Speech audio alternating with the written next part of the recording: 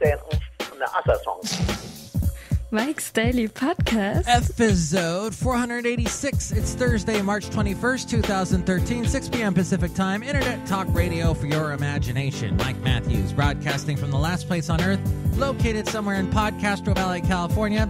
Today we hear from Benita, the Disgruntled Fiddle Player, the Brewmaster. Plus we bring you the segment, The Bottom of the Charts, where we would go back 30 years to a year that was full of some of my favorite bands and singers. Mike's Daily Podcast. And China might be surpassing us in another area, and if they do that, it'll be a real humdinger. Mike's Daily Podcast. China surpassed Japan in 2012 to become the world's second largest movie market, right behind us, with the box office receipts in the world's most populous nation up 36%. Oh, Gus, that was a great 1976 movie with Don Knotts and a mule. Not to be confused with Maria Full of Grace. That's a different type of mule. Ooh. And Alcatraz honors the 50th anniversary of its closure. Mike's Daily Podcast. I finally visited Alcatraz for the first time just 2 years ago, and you really need to bring a jacket because you get an exposure Mike's to the cold winds Daily that hit that island all the time. Podcast. But it's got such a great view of the entire bay, the city, the bridge, you see Oakland, Berkeley, everything right there in that prison. Those prisoners had it so bad. No, really, they did. Go on a tour, find out how many times people got stabbed, shot, etc. Oh, look who just walked in. Hi, Mike. It's Benita, the rodeo queen. How y'all doing? And it's a disgruntled fiddle player tell you what. What? I think that's really great. China is watching a lot of movies. That way, they can be distracted when we go into their country and take all their stuff so they're no longer beating us in the world market. Tell you what. Okay, that's an interesting strategy. I know, I got it from Mitt Romney. Oh, that's interesting. He never really talked about that on the campaign trail. Yeah, he did. He told us people, the donors, in the back room while he was drinking his milk. You sound angry that he drinks milk. Well, it's a stupid drink to drink. I don't like it. Gives me gas. You're lactose intolerant? I'm a lot of things intolerant. But he sure loves my jalapeno poppers. That's interesting, Benita. Look who else just walked in. Hello there, Mike. I make the root beer. I'm the brewmaster. Oh, boy. Brewmaster, do you remember the movie, Gus? No. I went and saw that with my grandma. Isn't that cute? Don Knotts, a mule. He kicks for a football team. He's the punter. He can kick 100-yard field goals. Wow, Mike. That's really fantastic. What's a field goal? No. You can't out-stupid sports me, because I am much more stupid about sports. I'll tell you. I seriously thought you were allowed to bring mules out onto the football field while I watched that movie. For years, I thought that. Mike, that is stupid. Roll Tide. See, those words you just said confuse me. Mike, I made a root beer in honor of Alcatraz. Really?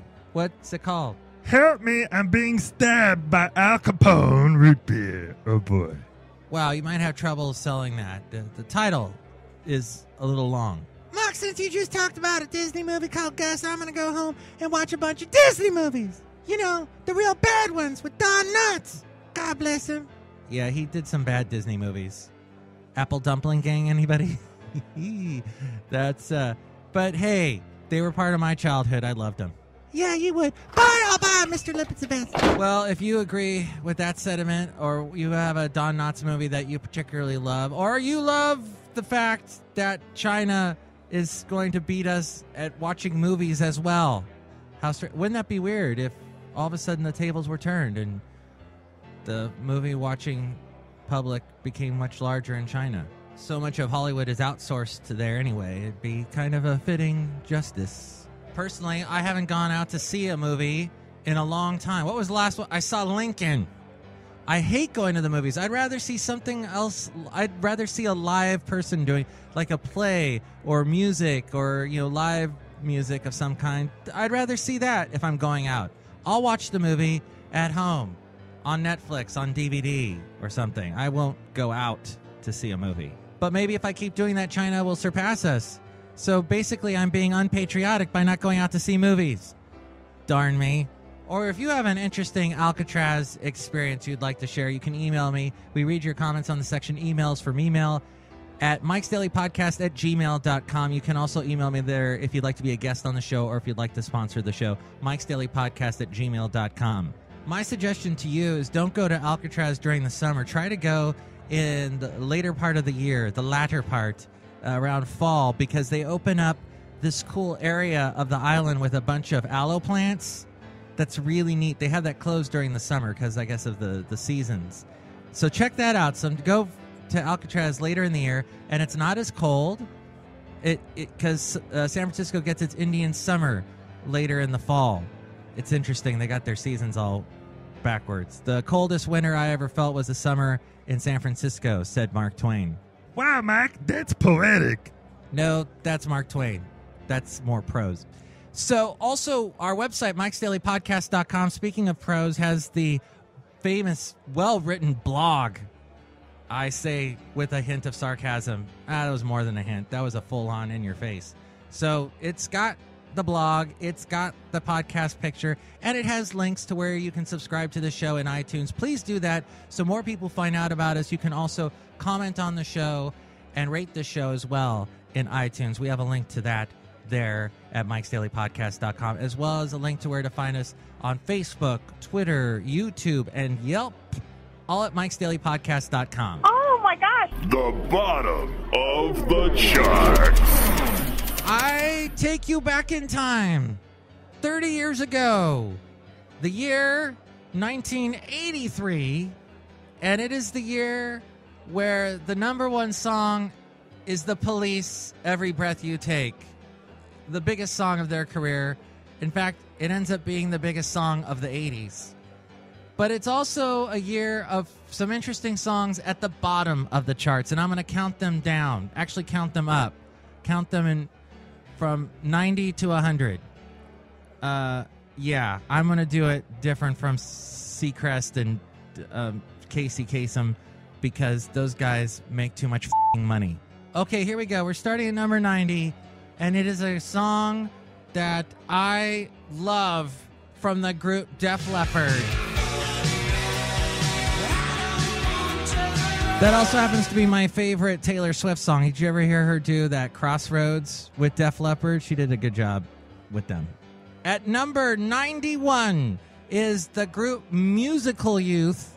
Pass the Dutchie on the left-hand side. Interpret that title as you may. Pass the Dutchie on the left-hand side. Give me the music, make me jump and flop. 1983, see? Awesome. It had a little bit of everything. Had some rock, had some reggae, and it had some of the crappy ballad stuff from the group Spandau Ballet.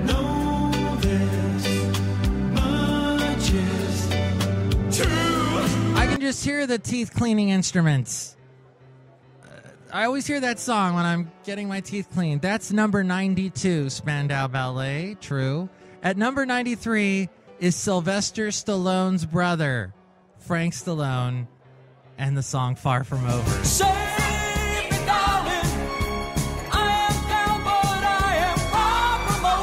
Frank Stallone, the younger brother of Sylvester. And yes, that was from the movie Staying Alive, the sequel to Saturday Night Fever, which a lot of people like for some strange reason.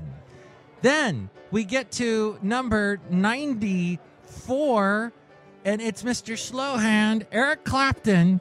He's everywhere throughout the 70s, 80s, and the early 90s. And here he is at number 94 with I've Got a Rock and Roll Heart. Every time it hits me, I've got it rock and roll, I've got it rock and roll. We're counting down to a song. I mean, we're counting up to a song by a guy who had a nice big comeback with a movie called Tootsie, in which I was speaking to Welsh on the World segment man Robert Owen Welsh about this over lunch yesterday, as a matter of fact. Robert Welsh, you've heard on the segment we do on this podcast called Welsh on the World. He said that, in fact, Dustin Hoffman may have been at his sexiest playing the lovely Dorothy Michaels in that movie Tootsie. And he did remind me that a lot of movie critics, many, in fact, believe that Tootsie is one of the best comedies of all time. In fact, it was nominated for an Academy Award. And this was the big song from it, Stephen Bishop, It Might Be You. Something's telling me Oh boy, we're in the serious adult contemporary area of the countdown because at number 96 is Peebo Bryson, who would later have huge success with the song A Whole New World, which he sang that song with Regina Bell. This song, however, he sang with Roberta Flack, who is quite well known for her song Killing Me Softly with his song before the Fugees got a hold of it. And then later she would have a hit with Maxi Priest singing Set the Night to Music. But this was another duet that got them to the bottom of the charts. Tonight, I celebrate my love for you. Tonight I fall asleep to that song too. And Tom Petty at number 97 with You Got Lucky.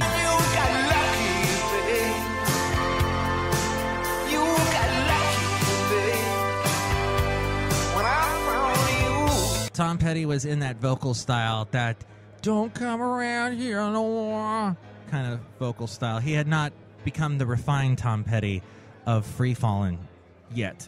That would be a couple years later. But at number 98, oh, we're almost at 100.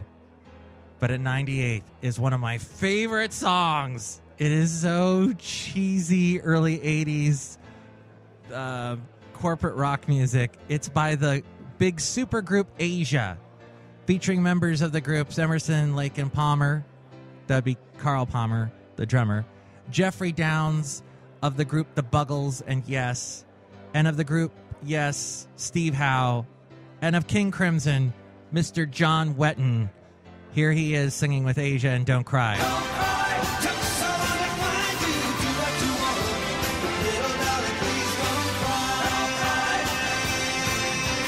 cry! Guy, why am I such a... You know how I know you're gay? You got an Asia poster on your wall. And then Asia got mentioned in some commercial that was running all the time recently about, I forget who it was, some computer manufacturer, makeup, car manufacturer. No, it was for Chili's or Applebee's, one of those two. At number 99, the bald beauty himself from England, Joe Jackson. No, not Michael Jackson's father. Pasha, the British guy, the little guy, the songwriter, piano player, breaking us in two. Always something breaking us in two. And finally, the number 100 song for 30 years ago, 1983. It is the group that will never die because so many people love them and they're so amazing live.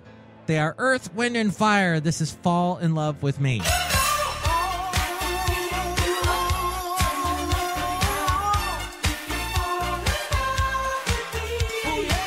That song even has a little bit of rap in it, too. Earth, Wind, and Fire, the number 100 song of 1983. Who says the best has to be at the top? It's at the bottom, y'all. As we go outside the last place on Earth where we bring you Mike's Daily Podcast, somewhere in Podcastro Valley, California. And here's today's podcast picture. I took this picture last Friday evening. The sun was setting. I was over in Alameda at the point closest to San Francisco. And Alameda is on the Oakland side. So I am looking out over towards San Francisco, and you can see Sutro Tower, and the sun is setting, and it was like a ribbon of fog kind of blocking the sun, but it was still clear out. It was a nice shot. I like this picture. It makes me feel warm inside. And there's a cool park. It's really close to the USS Hornet, an old battleship you can check out that's parked in Alameda. And it's a neat area to take your dog to walk. It's cool. There's a little beach, too. Dogs aren't allowed on the beach, though. But I think Frank Stallone is. Check out that picture, mikesdailypodcast.com. Mike, I think I should sing a song with Roberta Flack. Really? You can't even really say your name right. Roberta Flack. There you go. Yeah, I want to sing a song with her. What song would you sing? Achy Breaky Heart. All right, I don't think she really has a voice for that. She sings more of the soaring ballads, the love songs. Achy Breaky Heart's kind of a redneck, I just got drunk in a bar and I'm falling down and my mullet's getting all wet from the beer song. That's why I like it.